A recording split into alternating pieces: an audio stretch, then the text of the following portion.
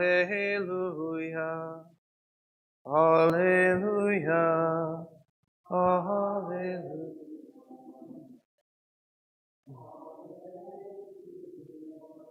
Behold, the Lord comes to save his people.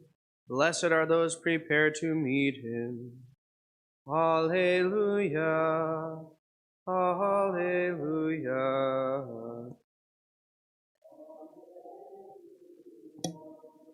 The Lord be with you. A reading from the Holy Gospel according to Matthew. Jesus said to the crowds, "Come to me, all you who labor and are burdened, and I will give you rest. Take my yoke upon you and learn from me, for I am meek and humble of heart, and you will find rest for yourselves. For my yoke is easy and my burden light." The Gospel of the Lord.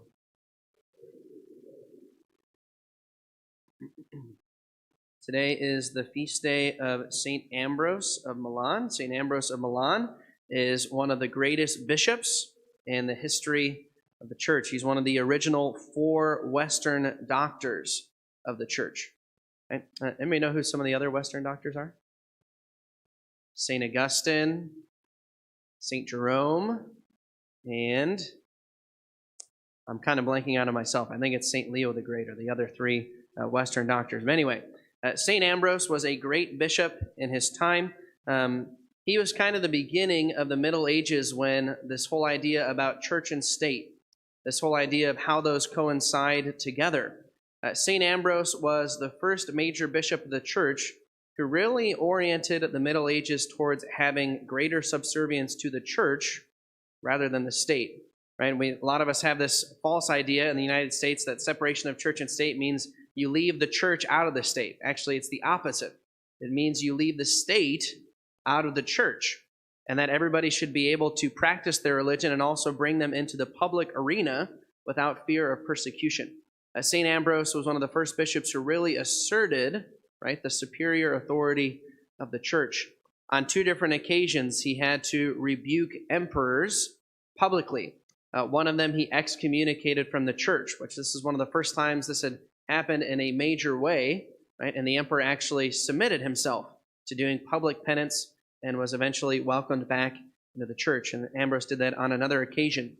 So on the Feast of St. Ambrose, I think one practical thing that would be helpful for us to do is to actually pray for all bishops of the church, right? Including our own bishop. At RCA last night, we were talking about the charism of infallibility in the church. And we were talking about how that doesn't apply to every priest or every bishop or every word that comes out of any Holy Father's mouth, right? If you know the history of the church, right, you know that there have been plenty of bad bishops, plenty of bad priests, plenty of bad popes, right?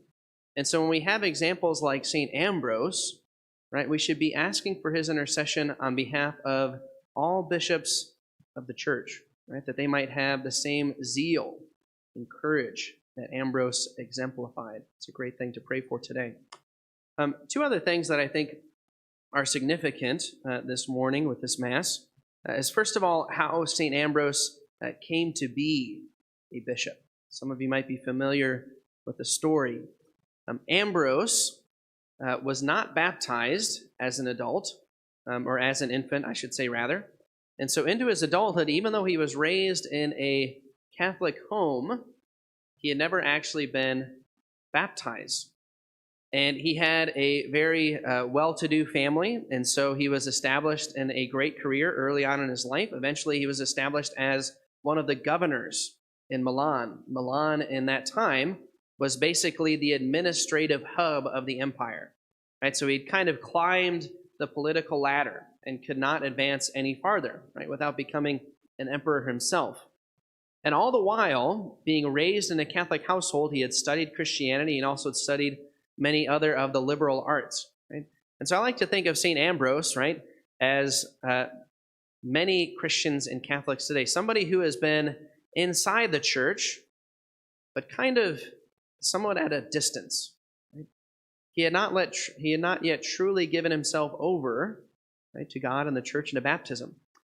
And lo and behold, one day when he was in Milan, there was a debate in the city because the bishop had passed away, right? And so there was a lot of riots taking place in the streets because in those days there were a lot of heretical bishops. And so there was a lot of debate about who the bishop would become. And sure enough, as St. Ambrose, as the governor of the city, right, arrived to the riot to try to help bring about peace, all of a sudden the people started chanting, right, Ambrose for bishop. Right? He wasn't even baptized yet.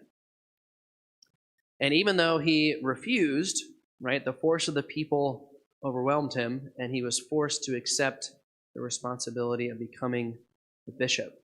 Right? I think that's just kind of a moving story, right? It's very important that when we think about vocations in the church, right, it's not about what people want or about what people have planned.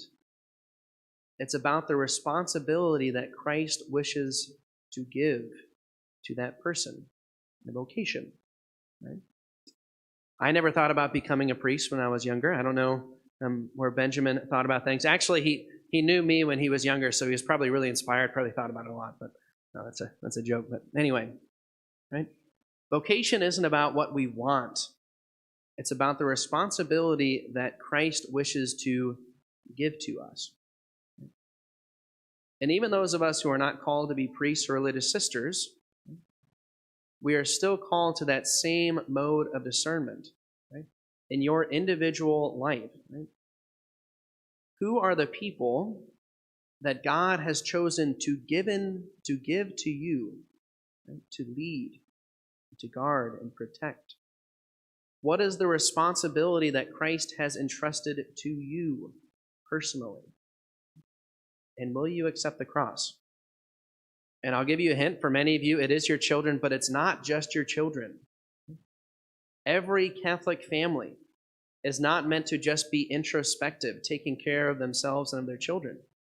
They are to be like a stronghold that extends out into their community and is a shining light for all to find refuge and to be led to Christ. So what is the responsibility that you have been given? It's a great question for us to reflect on this feast of St. Ambrose.